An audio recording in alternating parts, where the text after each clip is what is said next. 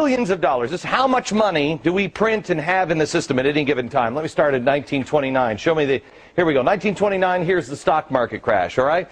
Now, if you see, we were on the gold standard, so we couldn't print much more money. We had the stock market crash, but we didn't do all of the stuff that we're doing now, just printing money. Go ahead, step to the next thing. Then we go up to 1941. That's the Great Depression. Still haven't pumped a lot of money into the system because, again, on the gold standard.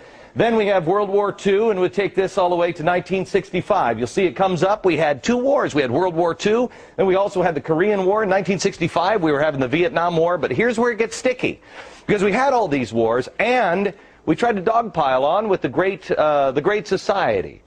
Well, how are we going to pay for all that? Well, in 1971, Richard Nixon says, why don't we get rid of the gold standard? So that way, we can just print whatever we want. But we promise the rest of the world, oh, no, we'll never print too much. Really, we're good for it. I mean, look at our record here. We don't do that. Great Society kicks in, and look what happens. Next point, please. Look how we've devalued our money. This is up until 2000 when we have the Y2K scare, where everybody's like, bury your food and grab your cash. The computers are going down. That's why the government put this little spike here. If you see that little spike, goes up because they just dump a lot of cash into it, and then they bring it back in, they pull it back in. But it's difficult to pull things back in, especially when you have a horrible event like 9/11.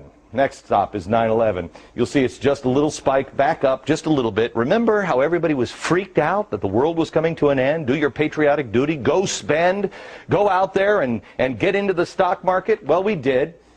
And then this is the kind of spending we get. As you see here, the federal bailout's just about to begin. We're in, let me get into my Al Gore machine.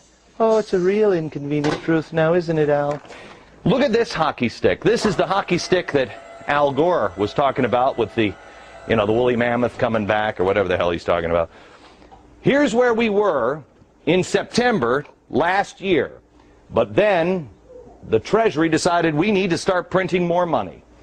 This hockey stick should take your breath away. This is devaluing our money. You know, Al Gore said global warming is not a political issue, it's a moral one. Thomas Jefferson said doing this to our children is immoral, and I agree with him. We have pumped all of this money in and devalued our money. How is it not going to be worthless? This has never, ever been done by anybody ever before. Please share this video with everybody you know, all your friends. Please go to foxnews.com/Glenn Beck. We're going to make this available for you.